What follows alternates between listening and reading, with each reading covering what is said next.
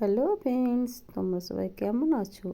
চলে এসেছি আজকে একাদশীর একটা অনুকল্প প্রসাদ নিয়ে। দেখুন কিভাবে এটা বানিয়ে নিচ্ছি।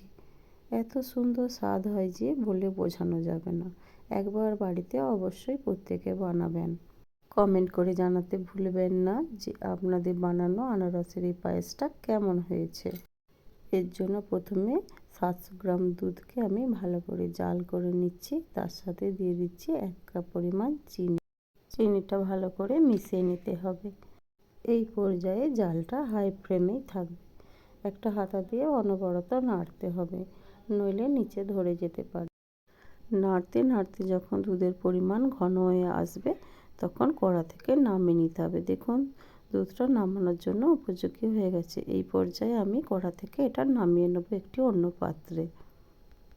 দুধের পরিমাণটা এরকম ঘনই থাকবে, এর থেকে মোটা কিংবা পাতলা করার কোনো দরকার নেই।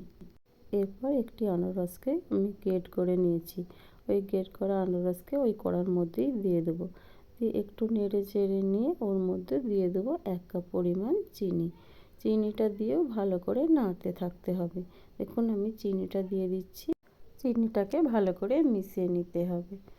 একটি হাতার সাহায্যে আমি ভালো করে মিশিয়ে নিচ্ছি। ভালো করে মিশিয়ে নিয়েছি চিনিটা। এরপর দিয়ে দেবো সামান্য পরিমাণ সিন্দুক লবণ।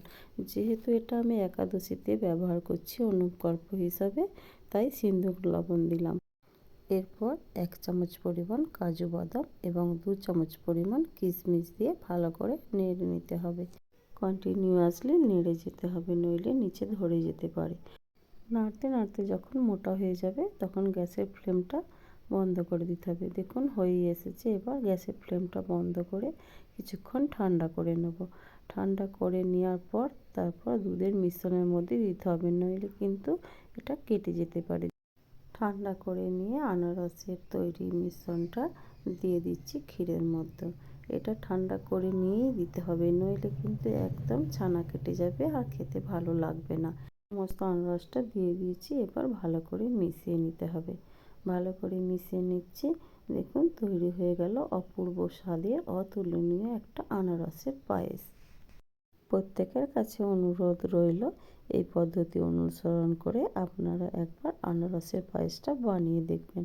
কি অপূর্ব স্বাদ হয় বলে বোঝানো যাবে না। একবার বাড়িতে ট্রাই করবেন, তারপর আমাকে কমেন্ট বক্সে কমেন্ট করে জানাবেন যে আপনাদের বানানো অপূর্ব স্বাদের এই আনারস পায়েসটা কেমন হয়েছিল। এতক্ষণ ধরে আমার ভিডিওটি দেখার জন্য অসংখ্য অসংখ্য ধন্যবাদ। প্রত্যেকে ভালো থাকবেন। হরে কৃষ্ণ। ধন্যবাদ।